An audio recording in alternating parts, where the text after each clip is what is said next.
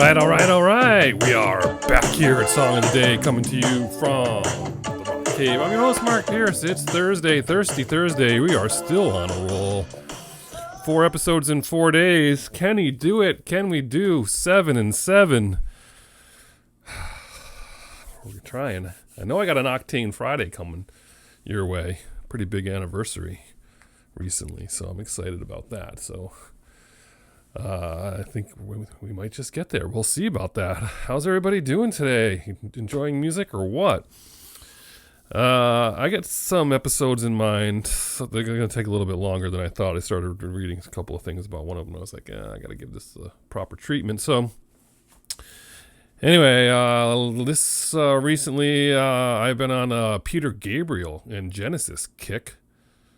So we're going to talk about Peter Gabriel today. I haven't done him in a while. We're going to go back to some of his early stuff there, solo stuff. But 74 years old.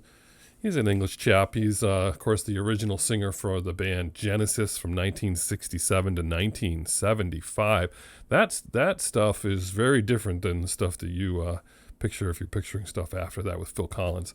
Very elaborate stage productions and concerts, more prog. Definitely prog rock, and The Lamb Lies Down on Broadway from 1974 is often cited as a seminal album. So yeah, there's all that. So then he leaves, and Genesis interviews something like 400 people for lead singer, and then finally Phil Collins, their drummer, just like, well, I guess maybe I could do it. Peter Gabriel went solo in 77.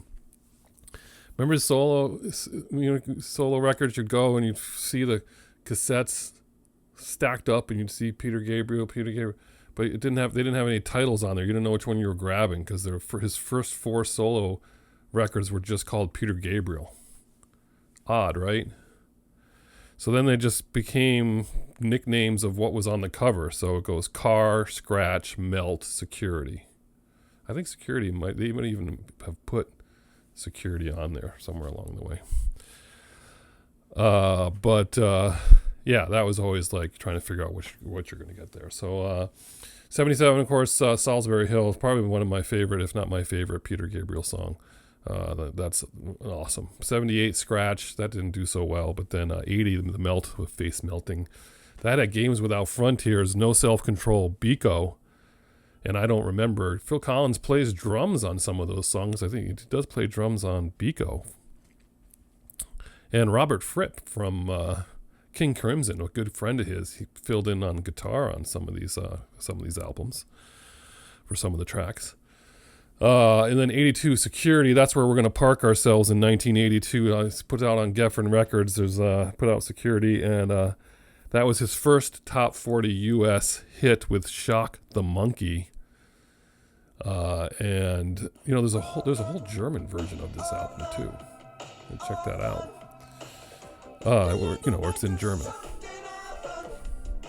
That's what I meant. But this is where I was introduced to Peter Gabriel. I had MTV in 1982, and these music videos were all over heavy rotation. Both Games Without Frontiers, Salisbury Hill, and Shock the Monkey were on all the time, and that's when I became a fan. Also on this record, I Have the Touch, which is this creepy song about, well, it's creepy only because it sounds like he's walking through a crowd and he just craves human touch. And so he walks through crowds and he purposely rubs up against people because he craves human touch. Anyway, Heather Nover did an awesome cover of that for the Craft soundtrack. Maybe we should cover that soundtrack. That's a good soundtrack. But Shock the Monkey, of course, great videos, great visuals there. He's with all that, and it's just perfect for MTV in that time. So this is a great song. And if you had a rock block weekend and they played Peter Gabriel, they pretty much played those 3 songs: Salisbury Hill, Games Without Frontiers, and Shock the Monkey.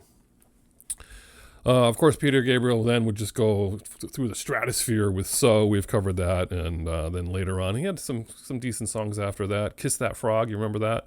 And Burn You Up, Burn You Down, that's all good. But looping back around to Genesis, remember, it's Genesis basically from the collective former, current members at the time of Genesis owned the 1980s, completely owned them. Between 1980 and 1990, there were long stretches of time where at least one of them, but maybe all of them, had hits or albums in the top 100. Yeah, Genesis back with Phil Collins, with Genesis with Mama and all those great hits on there. Illegal Alien, all that stuff. You had then their later album, late 80s. I Can't Dance, wasn't that in the late 80s? You had Peter Gabriel with So owning that there. You had the rest of Genesis with Phil Collins going solo. You had the rest of Genesis in the form of Mike and the Mechanics. Huge hits there. And then, of course, Phil Collins owned the 80s, even all by himself. So very unusual in music history. It has never been repeated. There's never been a band, people all tied to one band, who are all able later to have simultaneous huge hits on the charts for lengthy time. Crazy. Anyway. I never did see Genesis or Peter Gabriel in concert. Peter Gabriel didn't tour a lot. Then he finally, when he did, he wasn't always playing his hits. And then he finally did something like that, I think, in the last 5, 8, 10 years, something like that. But I didn't go to the Genesis farewell tour. That's Phil Collins'. I don't know. Did anyone see that tour? How was that? I know he was struggling and sitting on a stool for the songs and stuff like that. What do you guys say about that? But did anyone see Genesis in the 80s? Post below. Now, that's what you're listening to today. You're listening to Peter Gabriel, though. You're going to pull up some of his old stuff. You're going to pull up Security from 1982. Play a little Shock the Monkey. That's your song of the day today. Whatever you're doing today on Thirsty Thursday, I hope it involves music. And as usual, catch you on the flip side. Shock the monkey.